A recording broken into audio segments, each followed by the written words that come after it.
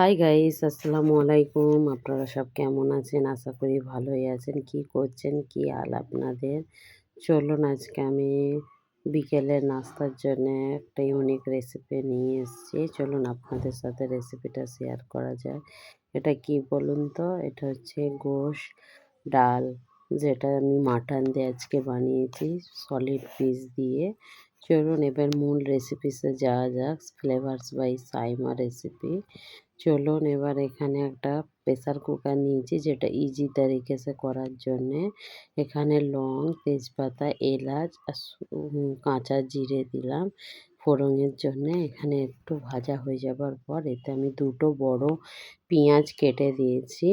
এখানে ছোট ছোট করে গোশটাকে মাটনটাকে আমি কেটে নিয়েছি। দেখতেই পাচ্ছেন মাটন নিয়ে এসেছিলো, তাতে আমি কিছু সলিড পিস নিয়ে রেখে দিয়েছিলাম এই রেসিপিটা করব বলে। একটু পেঁয়াজের সাথে মাটনটাকে একটু হালকা করে লেড়ে নেবার পর এখানে বড় চামচের 1 চা চামচ আদা রসুন পেস্ট দিয়ে দিলাম। এই তিনটে জিনিসকে ভালো তারে মিক্স করে নেব, যাতে মাটনের কালারটা চেঞ্জ হয়ে যায়, সেই হিসাবে করবেন। আর এখানে আমি ছোলার ডালটা 2 ঘন্টা আগে ভিজিয়ে রেখেছিলাম।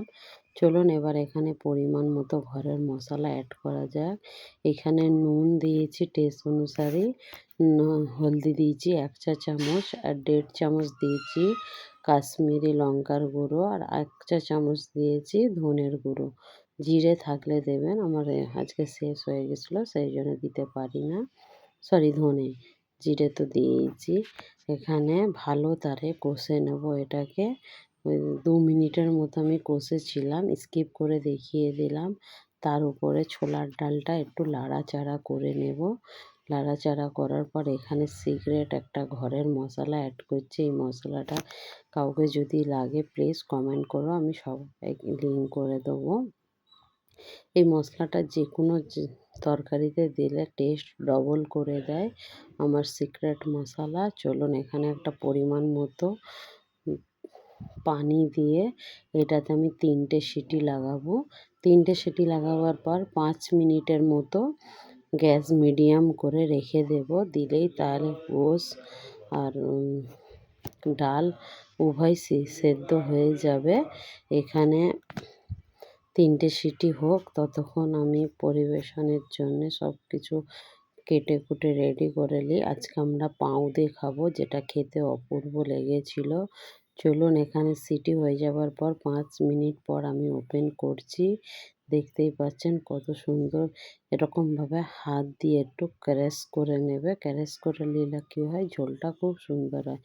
ডালটা দেখতেই পাচ্ছেন সেদ্ধ হয়ে গেছে, কিন্তু ডাল ভাঙেনি। এটাই হবে খেতে ছোলার ডাল, দেখতে পাওয়া যাবে খুব সুন্দর লাগবে, টেস্টি। আমি একটু অল্প করে ধনেপাতা দিয়ে দিলাম।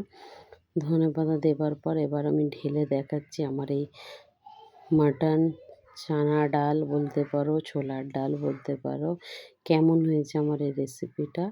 দেখতেই পাচ্ছেন এই ঝোলটা যে এতটা দেখতে পাচ্ছেন, একটু ঠান্ডা হওয়ার পর খুব সুন্দর টেনে নেবে, খেতে যেটা অপূর্ব লেগেছিল।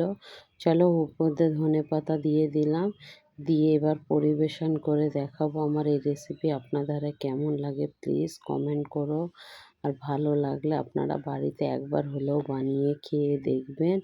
চলুন এবার আমি আপনাদের পরিবেশন করে দেখাচ্ছি। আমি 2 রকম পাউ নিয়েছি, একটা ব্রেড আর একটা পাউ। আপনারা চাইলেন রুটি, পরোটা, লুচি সব কিছুর সাথে ভাতের সাথেও খেতে পারবেন। এখানে চলুন ছোলার ডাল মাটন দিয়ে দিলাম, তার সাথে আমি একটু সালাদ বানিয়েছিলাম।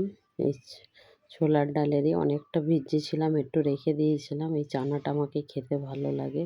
ওকে বাই, আল্লাহ হাফেজ। কেমন লাগলো আমার